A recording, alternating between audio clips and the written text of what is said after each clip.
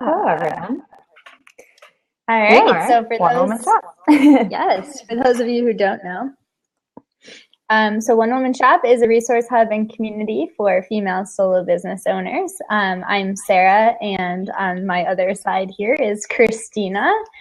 We co-run the community, and this is our weekly The Hot Seat show, where we take kind of a topic, a question, something that's debated amongst solopreneurs and talk about it. And this week we're super, super excited to actually be talking about something a little more general, but one of our favorite reads of the year, which is Big Magic. So Cristina, do you want to talk a little bit more about that? Yeah, absolutely. So, excuse me. So I can't even say discovered Big Magic through Sarah. As per usual, she was way ahead on the book. She always discovers all the popular books before I do. And then I'm like, oh, sure. So this time she was like, you were very resistant to Thrive. This time you should get on. Basically, she said, this time you should get on board sooner. And so then she sent me Big Magic on Kindle, which I didn't even know you could send somebody an ebook. And so that was so cool to open up. And I felt guilted. No, I'm just kidding. I felt like I had to read it though, because she had sent it to me and because she said I would love it. So then I started reading it and obviously am now completely obsessed. Do you want to talk about how you found it? Yeah. So I think it was back in August, I think. I was working on the outline for Kickstart Your Content and a workbook I was writing, and I was really struggling with it. And I was talking to a friend about it, and she was like, well, you go for a walk every day, don't you? Which we have now called wisdom walks. We've themed them officially. She said, you have to try this new podcast. It's called Magic Lessons, and it's Elizabeth Gilbert. You like her, don't you? And I just finished reading an Elizabeth Gilbert book, The Signature of All Things, which she actually talks about in Big Magic, and I didn't really like it. And oh, really? I didn't know that. Yeah, so I was kind of like, well, I know she's a great writer, so I'm going to try this. I listened to the first episode and I was like, holy crap, she's genius. Like, this is what she should be talking about. So I binge listened on my walks for about 10 days, and it's literally what I credit getting that workbook done to, because it just lit a fire under my ass that, don't just leave your ideas in your head, act on them, which we'll get into a lot more. But basically, I pre-ordered the book, devoured it twice in 1 month, and tell everybody we can about it now. So that's awesome. Yes. It keeps coming up in just so many different ways. And so we've talked about the law of attraction before, just kind of this idea that, and she talks about in the book, actually, once you start having these ideas and once you're exposed to something, you just start seeing it everywhere in every single conversation. My example is I was away for the weekend with a friend, and we were driving around Guatemala in the back of a car, and she would say these things, and I'd be like, oh my God, she talks about that in Big Magic. And like 5 minutes later, I'd be like, she talks about that too. Oh my God, you have to read it. You have to read it. And I'm like, kind of sound like I'm trying to like indoctrinate you into my cult of like Big Magic and Thrive, but it's amazing. So it's worth it. Yeah, no, exactly. So let's start kind of with one of the overarching things, and she dives right into Big Magic based off of this, and it is the idea of fear. And actually, I think that, I have the book jacket right here. So the subtitle of the book is Creative Living Beyond Fear. So this idea that fear is often what holds us back from living a creative life and so many other things. So I know that we both have kind of personal fears that when we read this, it related directly to those things, but generally her ideas are that fear is really boring, right? Like what is exciting about fear, and is that really the cross you want to die on? So I thought that was really interesting, that basically it's almost like the easy path to take, the boring path, the path that nobody needs to know about because everybody subscribes to that. Mm-hmm. So talk a little bit about kind of your personal fears or what you took away from that. Yeah, for sure. So she has a list in the book about different things that could potentially be causing you fear. And I read through a lot of them and I was like, no, like that's not me. Like I'm not scared of pitching myself. I'm not really that scared of rejection. So all these things are like, no. And then I got to this point and I was like, yep. And I forget how exactly she phrases it. But essentially it was, I completely related it back to One Woman Shop. I was so scared to pursue One Woman Shop because I've dabbled in different businesses in the past and in different projects. And I had always felt like I would be so passionate about something and go balls to the walls. And then I'd be like, you know what? I don't want to do it anymore. And so I was really scared with one woman shop that I would kind of lose interest, and then I would put all this like in time, investment, money, energy into it, and then just kind of be like, meh. But over 2 years later, it hasn't dwindled. And so I don't really know the message there. Maybe it's just that when you find the thing, it just clicks. But yeah, that was one of my biggest fears that she acknowledged in the book. So what about you? Yeah, well, obviously I'm glad that you pursued that anyway. But for me, it was like kind of more general in that I always came at anything creative from the perspective of I'm not creative.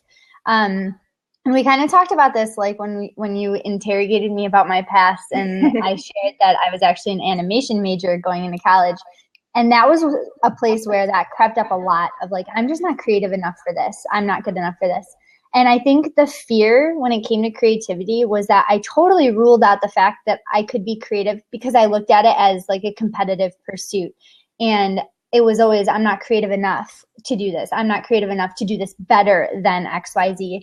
And so it was really for me a fear of not adding up and feeling like you weren't just creative. You had to be creative enough. And that's where at that exact moment when I was trying to write that workbook, it was just like it doesn't matter if you're creative enough. You just have to be creative, and we are all naturally creative, and eliminating that fear. And for me, it really came down to like this measuring stick that just didn't need to exist. And even part of that stems even from, my mom growing up was always like, I'm not creative. And then that made me look at it like, oh, well, I'm not creative either then, and so it was really fun for me to read this and be like, holy shit, like that's not true at all. We're all creative. Yeah. Well, I think it's really interesting. An interesting parallel is when people are like, this person's smarter, they're not smart. I'm like, what does that mean? There's like, 20 different kinds of being smart. There's book smart and street smart and good with kids. And so I think the same thing applies to creativity is like, I would say, I suck at painting and I suck at drawing, and I kind of do think I suck at those things, but it's also like, well, okay, I love to write blog posts. Well, that's creative. So I think that acknowledging that creativity comes in a heck of a lot of shapes and forms. Yeah. And I really like how she reframed, and I want to apologize for the people in the chat because I, for some reason, cannot chat today. I can see the chat, but I don't have the option to contribute to the chat. So if you do chat in there, I'll just acknowledge it on camera, I guess. We're just exploring Blab every day in different ways. So I thought it was really interesting how she she reframed the fear as, don't look at it as fear of creativity, but instead approach it with curiosity. And that's what I thought was really interesting, because suddenly I was able to say to myself, I might not feel like the most creative person, but I can be curious. And I've always been curious. And who isn't curious? Who doesn't ask questions? Who doesn't wonder? And suddenly that made it so much more accessible to me. So that kind of translates right into our next point. If you wanna introduce that. Yeah. I think that's just kind of a good lead into this idea that we, as people and as creative people and as solopreneurs, we put a lot of pressure on our creativity. And so she's like, it's not about passion. It's about, like you said, curiosity. And so her example is she kind of randomly started a garden, and then she started slowly becoming really interested in the origin of these plants and about the origin of kind of different botanics and so then she kind of followed that, and she's like, I ended up in this country looking at this museum, and this country here, and so kind of traveling all around the world, and ended up writing her book, The Signature of All Things, about that concept. But I think the caveat there is, it's not always going to end in a really popular book.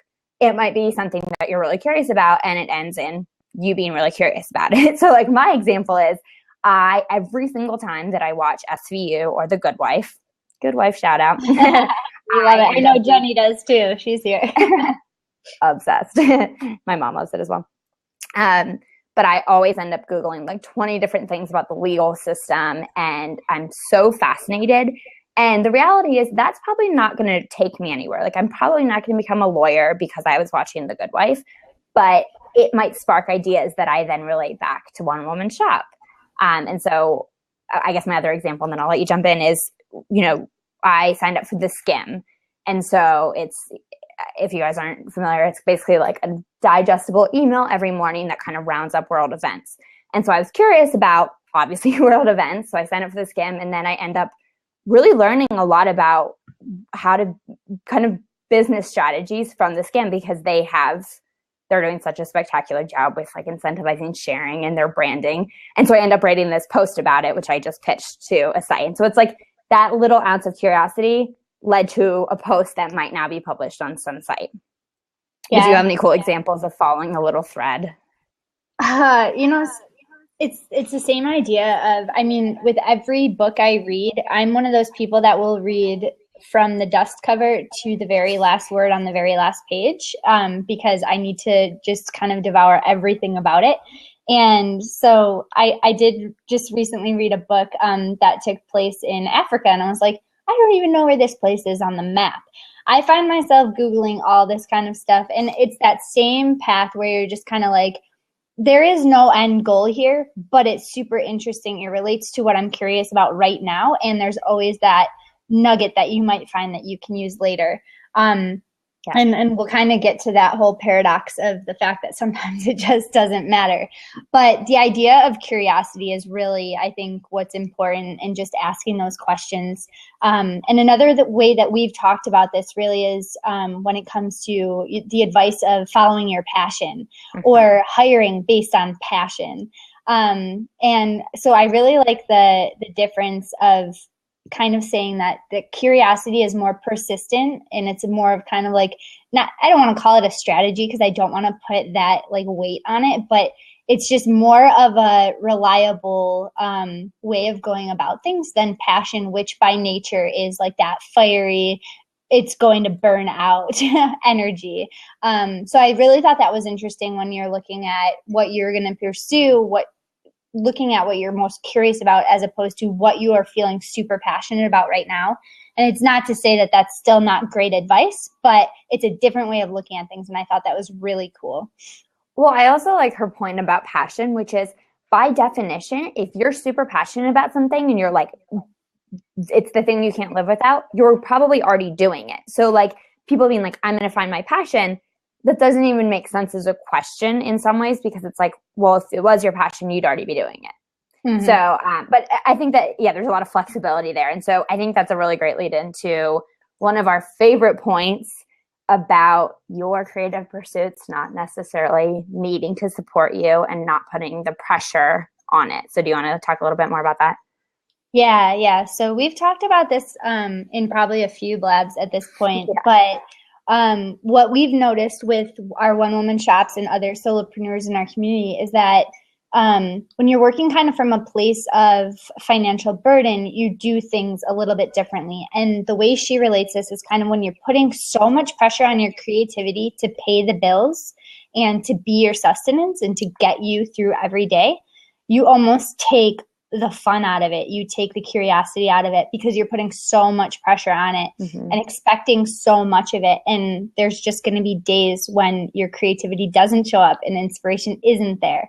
So I found that really interesting, because, it's definitely something we see amongst solopreneurs, and there are certain things that we do when we build our businesses. Obviously, we're building them to sustain us and to be a long-term viable option. But if we're basing it solely on passionate pursuits and creativity, then we're putting a lot of pressure on something that isn't necessarily meant to be that sustaining. Right. Yeah, absolutely. And so I think that she also talks about the shit sandwich, which I know is one of your favorite parts of the book. So do you want to talk about that as well? Yeah, so this is, it's just hilarious to me that there are chapters in this book called The Shit Sandwich. But her idea here is basically saying, everything sucks some of the time. Like, there's basically nothing that you're going to do that is perfect in every way and makes you happy all the time. So her question in that chapter is basically like, and she uses the word passionate, which kind of goes against what we just said, but she says, what are you passionate enough about that you can endure the most disagreeable aspects of the work? And I read this and I was thinking about it. And I think there are times when we easily complain about our situation when we're working for One Woman Shop, when we're running our solo businesses, whatever it is. And suddenly that made me like take a step back and say, if I am looking at the shit sandwich for my solo business, the things I would complain about are so trivial compared to what I would be complaining about at my last full-time job. And they are things that I am absolutely willing to put up with. So like, you know, silly client requests, that might be my shit sandwich when clients clearly are taking advantage of you. But will I put up with that? And because I know I can own that situation, will I put up with that over working for an employer who can own my situation all the time? Yes. And so it's really a good way to put things in perspective. Definitely. Well, and I think just to that point, it's not always about just accepting and being like, well, this is better than the alternative. That doesn't mean that there's not room for improvement or that, you know, you check your clients and put boundaries. So just a word of caveat there. Yes, no, that's very true.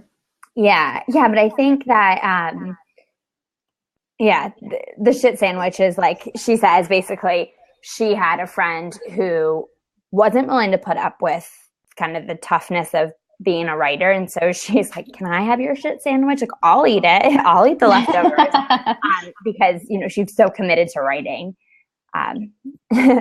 Yeah, and it was cool, definitely cool to read this book as a writer because I'm able to relate, even though I'm not writing fiction novels and whatnot, but it was really cool to relate to it directly in several ways, but also the fact that it is just universally applicable, kind of no matter what you're doing, I thought was great. But I really so Cristina, you brought up a really good point before our chat here about something that people might take an issue with a book like this or a book like Thrive. A lot of the books that we write, even Girl Boss, the books we have used for our One Woman Shop book club and that we've talked about on Blabs.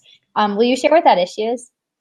Definitely. So I've thought this and I've heard it from other people. So basically, I think a friend said to me, well, it's really easy for Ariana Huffington to write this book about Thrive and about getting enough sleep and about taking walks because she's Ariana Huffington. And to take away all the sugarcoating, she's a privileged white woman. And she is. But so I think that there's a lot of kind of buts here. So my biggest response to that would be, it doesn't matter. It matters the source of the information. However, if it is valuable information and you can kind of take any takeaway from it, like I think we both took huge takeaways from Thrive and we have huge takeaways obviously from Big Magic. It doesn't matter so much the person that it's coming from if you can apply it to your life and you can benefit from it. But I know that you also have a response. Yeah, no, I think that's a great, it's more about the fact that it comes from a reliable source and that, she's not just pulling stuff out of her ass. Right. But yes, it's certainly important that you are just able to take away what you want from it. And there are certainly parts of Thrive and parts of Big Magic that I think I questioned or I didn't necessarily agree with, or that I just didn't find applicable, but it's still just taking what you can from it.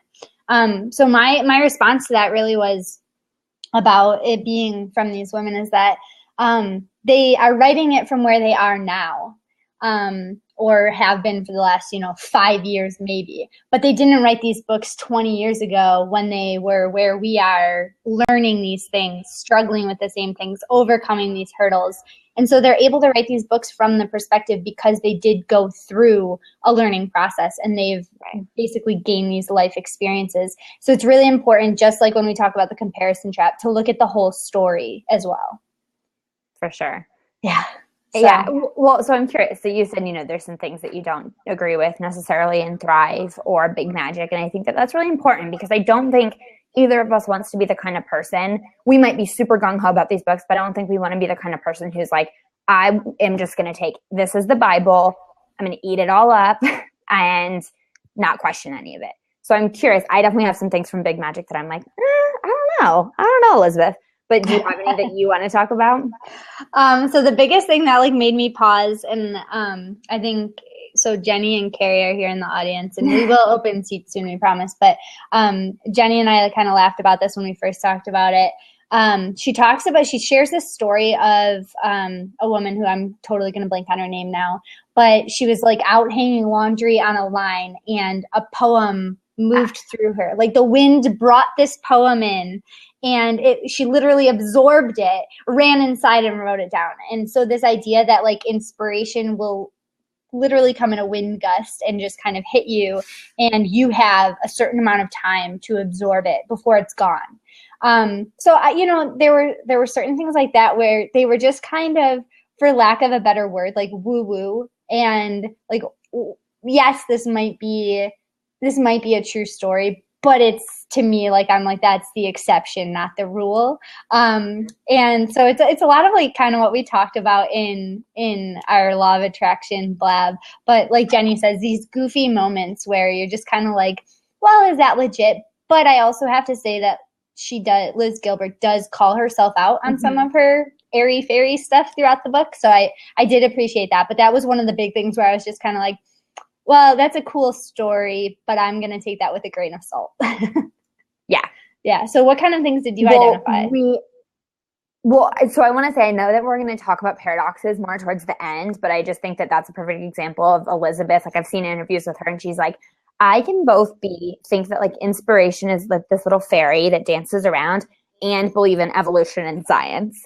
So it's like, you can have all these different beliefs and you can have whatever belief system you want. And if it works for you, it works for you. Yes. So, okay, my biggest takeaway. So we talked about some, it's called creative living beyond fear. And so she talks about fear being the root of everything. And she, like, again, in interviews, she kind of harps on it even more. And she says, anytime you're procrastinating, that is from fear. And I thought about this, I sat around thinking about this. And I was like, when I am sitting with my to-do list and I just cannot make progress and I'm just stalling, I've tried to be like, okay, what is the fear? And I've tried to dig deep and figure out really the root of the fear. And I just can't find fear in it. Like the only thing I find is I don't want to be doing it. I feel lazy. So I'm wondering if you have any counterpoints to that, like whether you would say, no, like she's right, it is fear. I have this feeling that there's likely like, somebody can identify a fear behind that. But to me, sometimes, what's that? Oh, I said I want somebody to identify the fear. I'm curious. But really, sometimes I just look at it and, like you said, you're just stalling. Like it's not anything more than that, and that is entirely possible. There can be, I think a lot of times, with our coaching clients, we're always kind of wondering if there's something more behind it, and you don't want to just write stuff off, but at face value, sometimes it's just easier to get past it if you're just like, I'm just stalling and I just need to get started. Yeah, for sure. That was definitely one of the points where I was like, I don't know if I can get on board with that. I'm looking over my notes, which were manyfold, but I just wanted to talk really quick about this idea of it matters, but it doesn't matter at all. And I think that ties into the kind of martyr and trickster division that she talks about. So do you want to explain what a martyr and a trickster are? I'm giving you the hard work. Yeah, so I loved how she reframed that too. She does a lot of reframing. It's basically just kind of like opening your mind. But a lot of creative people, artists, singers, writers, whoever, they treat themselves as martyrs and they kind of look at their work as like this suffering. Whereas she's saying that the best of these people are actually tricksters. So they're doing things to kind of trick the system. And she closes the book with this story about, I think, ancient dances in like Southeast Asia and how they essentially had remade these dances because they needed to cater to tourists. And so they took like this holy tradition and totally just changed it to be tourist related. And a lot of the elders were really mad about that. And they thought, you're selling out, you're doing all this. Westerners were pissed about it, But really, they just kind of tricked the system, because what they did was they evolved their dances and had like all these new traditions start, and they brought a ton of new people into the culture. And so looking at it as, we're not losing anything here. We're not suffering in any way. We're kind of just inviting in these new ideas and letting it evolve. So that was one of her examples of Tricksters, but she gave a bunch. So I'd like to hear where you're going with that. Yeah, no, I just thought that it was so cool. She's like, as you're doing any creative work, like her example is obviously writing. She's like, every single word that you write is the most important word you've ever written. And you put so much thought and time and energy into that word and that sentence and that page. And then she's like, and then you have to be willing to scrap it all, because that's how it works. And so I think it's an interesting conversation about like selling out and what that means. But basically she got this opportunity, and she could cut her story by 30%. And she felt like she had already really trimmed the fat, so she could cut it, or she could kind of be like, no, I don't want this opportunity. I'm going to hold on to the story as is. And she ended up cutting the story and running in GQ, and then getting a lot of other opportunities from running that story. And so I think a lot of people would disagree. Like maybe she should have stuck to her guns more. And actually, this is really funny. We were talking about this in the car on my way back from this road trip. And there was this statue that an artist made in Guatemala. And the government said, if you want this statue to be in the middle of Guatemala City in this really popular park, you need to make it from, I guess, cement instead of bronze. And he was like, nope, it has to be bronze. And so he stuck to his guns. And people say now, they're like, he really regrets it. And so, there's no right or wrong answer, but I just think it's interesting. Like, you have to be willing sometimes to take this as the most serious thing you've ever done, but also remember it's really nothing, and you're a speck on Earth and like a little point on the time space continuum. Yes, no, and that's the thing, like you read this whole book and she kind of sums it up with, it matters, but it doesn't matter at all. And you're just kind of like, part of that is, I'm like, did you just discount the last 300 pages I just read? But you're also very right. Right. So I really like that. But on that note, since we're half an hour in, should we open some seats here? Let's do it. So Jenny, Carey, and I saw we just had somebody new join. Feel free to grab a seat. We are going to grill you a bit, though, just so you're ready. We are definitely curious about kind of what your biggest takeaway or kind of game changer was from this. What mind shift did you have based off of reading Big Magic? So feel free to grab a seat if you'd like to. In the meantime, I'm sure there's a million more things we can talk about. For sure. Christina, I'm really interested. I see you put a note in our little shared doc that we down over here about moms. Yes, it just wrote moms. Okay. Yeah. This is really interesting because it comes up on in Thrive. I'm like, I think we've had this conversation. I'm like, Ariana Huffington's mom sounded so freaking cool. Yeah. And then Elizabeth talks about her mom some. She talks about it a little bit in the book, but she talks about it on the podcast. And she also does her magic lessons with people who kind of call into the podcast. And so one thing that she said to this mother who wanted to basically work on her creativity, but wasn't doing it because she was like basically really ingrained with her family and felt like she was doing a disservice to her family by focusing too much on her art.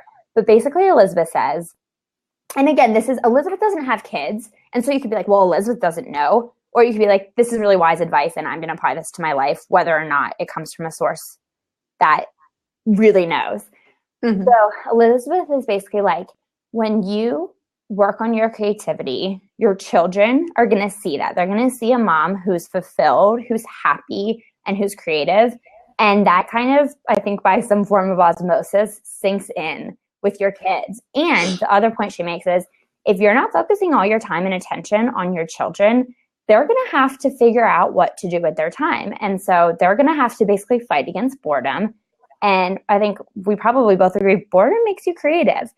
And if you let it. And so my example, I was telling this story, I was like, this is so sad, but awesome. I used to go to hippie school, and I didn't have TV when I was younger. And my favorite game was, have I ever told you this, the ice?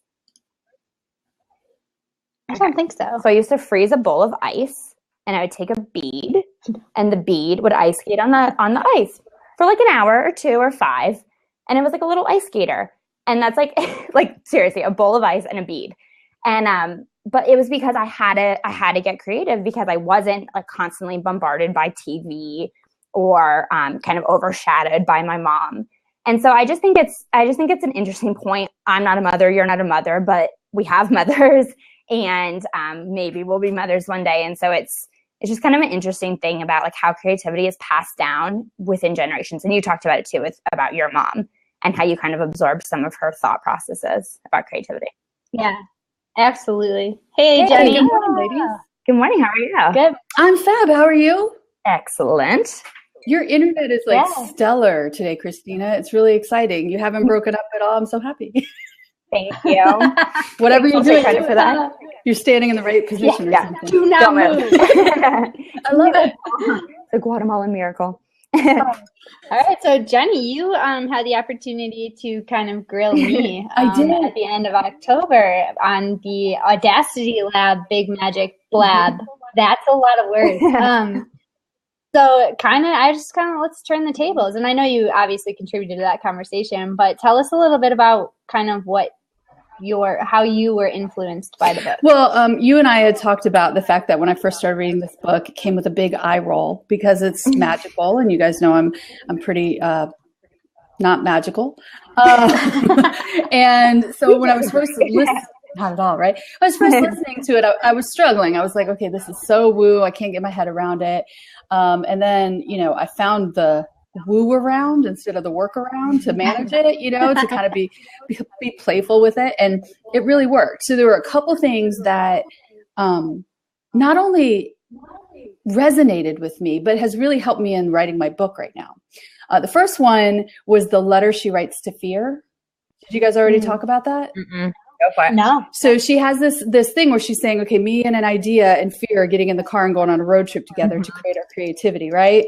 And so me and the idea have partnered, and fear, I get it. You're coming along for the ride. I'm totally paraphrasing. You're coming along for the ride. I totally get it. You're always with us. But check it. You got to stay in the back seat. We're not going to listen to you. You don't get to touch anything, even the radio. And there's no way you're going to drive.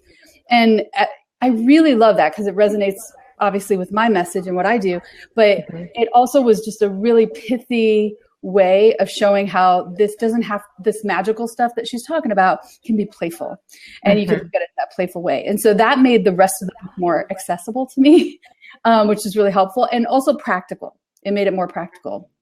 And then the most practical application that has changed everything for me is when she talks about how she writes her books for herself. Never heard that before. I just haven't, right? Usually when I'm writing, and the book I'm writing right now is for my business. So I'm writing it for Sarah and Carey, and, I'm writing it for all the future Sarahs and Careys of the world who are clients of mine who are going to love this, right? And so I'm writing it as this business marketing thing, as a marketing tool. And when I'm doing that, I make myself crazy because then I can't decide on every sentence. And then on top of that, if I take out the marketing, I wanted it to work really well for the people I care about. And so then I was writing it for them and making sure that they would see this really valuable. When she said she just writes her books for her, and if you get value out of it, cool, whatever. It almost like it was just kind of secondary. It didn't matter whether or not you read it. I really took that to heart, and I started writing for me. What do I need? I wish this book existed for me.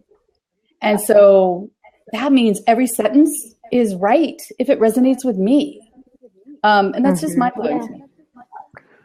Yeah. I love that you said that, because that was one of my biggest takeaways. And just to extrapolate even further on what you said is, I realized how often, always, I write for public consumption. I write blog posts for public consumption, and I write emails for at least one person. And I was like, I never do anything. I never do like a creative thing for Cristina in terms of writing or painting or anything. So I wrote myself a little poem, and I was like, no one's ever going to see this. And that's great because no one should.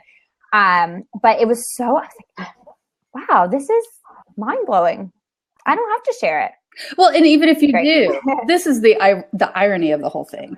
You know, when I got that permission slip from her, if you will, I wrote a blog post and put it on Huffington Post. I don't really know why, but I felt like it didn't need to belong on CoachJenny.com. It had to be somewhere else, which is weird. But I wrote a blog post about how am I supposed to mourn my father? And I wrote it on the day he died, you know? So I was not writing that for anybody else, right? Like this was just a way to kind of grieve and say something and ask all the questions that were in my head and put them on paper without answering them. And there was no point to the darn thing. There really is no point to it, except it made me feel better. I don't know why I published it. I don't, but it's my most popular HuffPost blog ever, you know? And I didn't, and this is what's so interesting. I don't actually care that it's my most popular thing, because as soon as I care about that, I'll try to do that again. And I don't want to do that. You know, I don't want to try to do that. And I feel like my writing's getting better. I'm saying that in front of Sarah. I feel like my writing's getting better because I'm letting go a little bit. Yeah, I love that. First off, I love that example because I think specifically at the end of that post, you actually wrote, I have no idea why I'm writing this and why I'm writing this here. But it's here. And it's funny to me that you say she kind of gave you that permission slip, because what I see it as doing is eliminating the need for a permission slip. Because she's essentially saying you don't need anybody else to tell you that this is what you need to do or that this is what they need and you are the one to create it. So I agree that, you know, for me, I was always also trying to create things for other people when really we are best at creating what we need. I think there's a blog post in that. Yes, there is. And this is just something that continuously shows up when we're trying to create for our businesses is, you know, what can we use the most? And we are perfect case studies to be creating that. Well, so that's a really great and point. our biggest current example is the Solopreneur Sanity Handbook, and our ongoing joke is how we're working our way through the handbook as we write the handbook, and we're finding ourselves in every situation and working with every solution. So for sure. I resemble that remark as I write a book about the inner critic, just saying. Right. So actually to that point, I was thinking about you and Hilda. How do you describe Hilda in like one sentence? She's the irksome inner naysayer in the back of your head who tells you suck. I like it. So in Big Magic, Elizabeth talks about that inner naysayer in a different way, but parallel to how you talk about Hilda. But I just wanted one little caveat is that we've talked to a coaching client who's like, your inner naysayer isn't always a bitch. Sometimes she presents herself in a pretty nice way. She's like, "Aw, sweetie," and it's okay. You know, you shouldn't do that, but it's fine. They're there. So. That's funny. It came up in a bunch of different ways for us recently. So, but I have a question for you, Jenny. Oh, sure. So Sarah has said before that you eat up all the books, and so you kind of can reference all these different books. So my question for you is, how do you kind of read all these books and not use them as a distraction method, but rather actually put them into action for your business?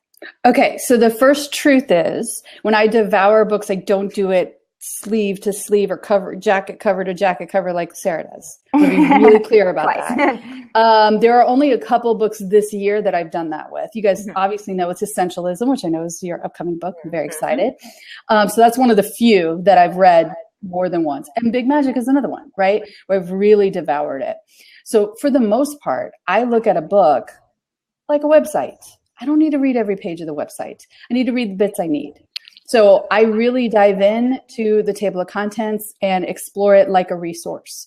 If it captures my attention, then I'll read the whole darn thing. And usually that means buying the audio. So that really helps me. I'm very auditory, and that helps me.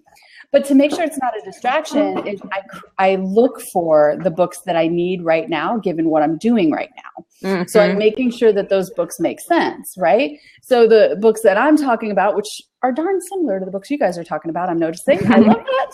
Or We're all on the same page, right? Literally. Essentialism is really important because it's about focusing on priorities. That's right in line with what I'm doing this year, right? And then Big Magic is important because it's all about creativity, and I'm trying to write my first book, and that's really important. So it's always something that's collaborating with what I'm actually working on versus distracting me. When I'm procrastinating, I will read books on habits. When I'm not procrastinating, I will put them down. You know, when I'm working on content for a client, or a client is struggling with procrastination and I need an outside new idea, that's when I'm going to it. So it's very purposeful. I love that. And it's really funny because as like a really type A person, I'm kind of like, well, how can you start something and not finish it just because it's not applicable anymore? So I know like that's, you know, the barrier that I have with that. But it is something that we definitely tell, you know, when we sold the Solopreneur Success Bundle, there were 19 products in there. And there was no way we were telling people that you need to do them all at once. And the way that we are telling people to approach that is identify what you need the most right now. Find the thing that applies to that and go through it. So I really like that advice a lot for reading books as well. Right. It's a buffet, right? You don't go up to a buffet and have absolutely everything, or like a salad bar. And eat all of the mashed potatoes. I want all of the protein. You know, that's just really ugly, really quick, right? So that's how I approach everything. It's like a buffet, and I take what I actually need. And again, sometimes they draw me in. You know, these are 2 books that we're discussing. The third one right now, Rising Strong, is another book that's drawing me in. I feel like I need to read that thing cover to cover. Hey, look at that. And that's thanks to Sarah. You recommended that book to me. So I feel like I need to read that book cover to cover after I've kind of picked at it because it's just that good. And I want to hear everything she has to say about it. But that's rare. And I think it's important to do that. How about you, Cristina? What is your style of reading books, of devouring them? My style is I don't, and then Sarah tells me to, and then I do it. That is genius. I mean, honestly, like that's mostly a joke, but not really. No, honestly, I think I'm a little, I guess I would say stubborn. I think I'm a little stubborn and just kind of wait for it to appear like 20 times in front of me until I'm like, all right, this is worth the investment. And so I traditionally in the past few years have used reading as an escape and kind of my end of day, you know, wind down. And so I've been opposed to kind of reading books for business because I didn't want reading to become a chore.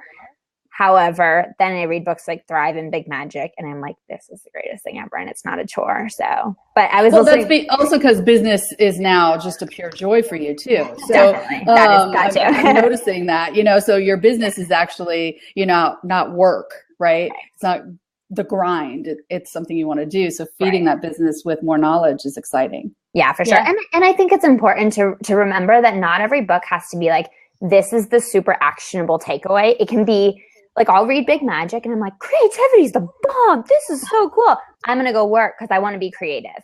And so it ends up having kind of a very tangible effect, but it's not like I sit down and say, what is my takeaway? What is my action step? So yeah, we don't have to write a book report on all of these. And, you know, frankly, I probably dabble in about 20 books a month because I'm a nerd and I enjoy books. And mostly I like to know what other thought leaders are talking about. I like to kind of stay on the pulse of what the current conversation is. But I probably read one a month for, you know, in Sarah's definition. Sarah's your type A heartbreaking a little. No. You know, I'm thinking about the fact that I have put a lot of pressure. It's almost like that pressure that we talked about on your creative pursuits. I put a lot of pressure on reading of, I'm going to read this book and it's going to change my life. And then it makes it really hard to read for half an hour before you go to bed because you're like, how am I going to take notes and change the world in these 30 minutes? So it is really important to kind of back up from it and say that I'm still reading for pleasure. And these are things that if it inspires me in some way, that is awesome. But this doesn't not need to be the be all end all that's going to make me suddenly be able to change my tune and make a huge difference. Yeah. Well, I challenge you the next time you're reading a book that you're like, this is kind of want to put it down and not finish it because that's probably the bigger challenge for you. It's not, you know, not wanting to keep reading it, but you know, you've read a book that you've been like, I'm over this at chapter 4 or I'm finishing it. Yes. 50 Shades of Grey. I got 100 pages and I'm like, this is the worst book ever. This writing makes me want to cry. And I put it down. I did not try that one. Oh, I didn't either. I'm very proud to say I did not. Yeah, I was like, I mean, it's popular for a reason. No, it's terrible. It's not worth it. Awesome, ladies. Well, thank you for inviting me in. I'll let somebody else have the hot seat, but really great discussion today. Bye. Thank you. Take care. Cool. Want to leave it open, or we want to go ahead and wrap up because we're nearing the end here? Yeah. If anybody has any specific questions, drop them in the chat there. Just type /Q or let us know if you do want to jump in. But really, I think if we want to get back to kind of that whole idea of paradoxes, that's kind of where she wraps up the book, and what we really see as you kind of have to be okay with paradoxes by reading Big Magic. For sure. And in life. Do you want to clarify how you think of big as paradoxes?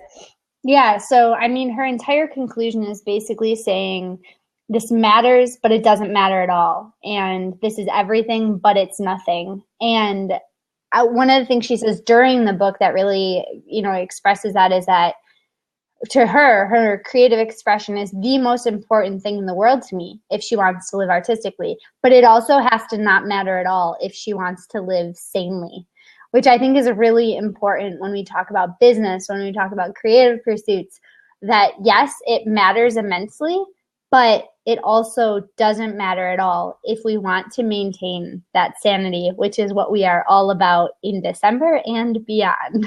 And beyond. Very important for the whole rest of your life. Yes. I mean, I think you put it so well. And I think one time where I see that it's everything and it's nothing is I'll be working and I'm like so laser focused, and people watching me are like, Christine, like, why do you look so angry sometimes? Or so focused? Yeah. And I'm like, I'm working right now. Like, this is so important. And then I go, Justy. So, and then I step away for 2 days. And after 2 days, I'm like, that email I didn't answer, I'll get to it. And that person who I didn't respond to in our Facebook group, like, I'll get to that when I get back. And it suddenly, once you step away, is like a good reality check that there's so much more in the world. And, like, I'm in Guatemala and I look around and I'm like, people without food, and and there's just all these kind of like good reality checks in life once you step away from your work. So that's how I take the serious and not serious at all. Yeah. And, just bringing that back to moms, because they seem to come up a lot with us. When I was little, and I think it still happens today, if I'm having just something that I'm really stuck on or really stressed about, my mom in high school, her key line was just go to bed and it will be much clearer in the morning. And that stubborn person in me is like, no, I want to figure this out right now. I want to make it better right now. I want a solution.